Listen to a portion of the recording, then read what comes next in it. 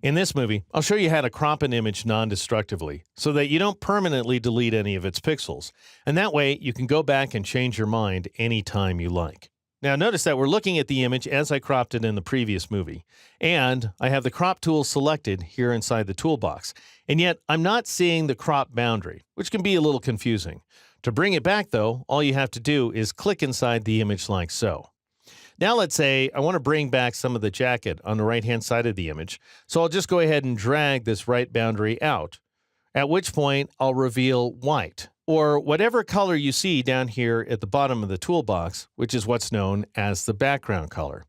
And the reason that we're not exposing any more of the image, even if I drag any of the other boundaries out here, is because I permanently cropped those pixels away in the previous movie.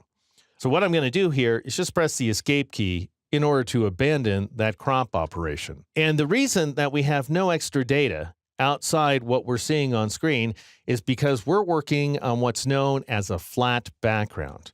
So my guess is that you can see the Layers panel on your screen, but if not, go up to the Window menu and choose the Layers command. Do not choose the command if it has a check mark in front of it, however, because that will hide the panel. Assuming you can see your Layers panel, notice this item right there, Background. Anytime you see the background inside the Layers panel, you're looking at a flat image that is entirely housed inside this rectangular boundary.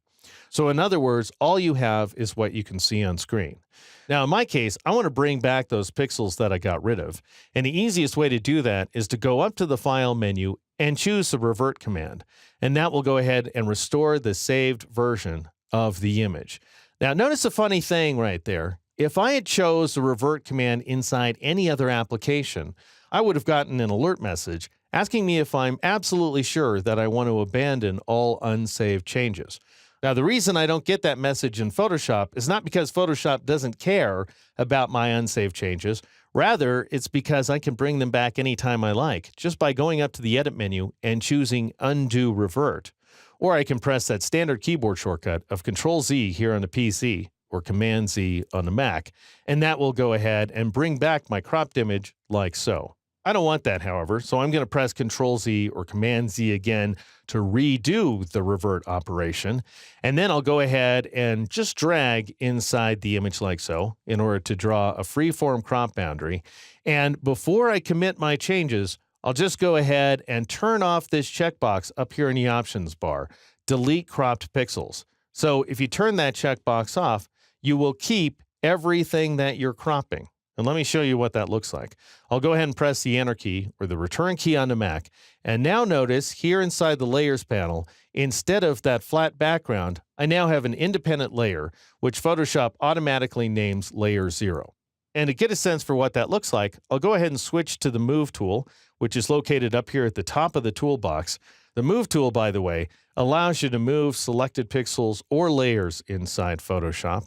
And in this case, I can just drag this layer around and notice that I have more image available to me than what I'm seeing inside the four walls of what's known in Photoshop as the canvas. So in other words, we have a canvas right here that's smaller than the image itself. And so I can reveal more of the image up here at the top, or I can drag it upward like so. I can also drag it back and forth.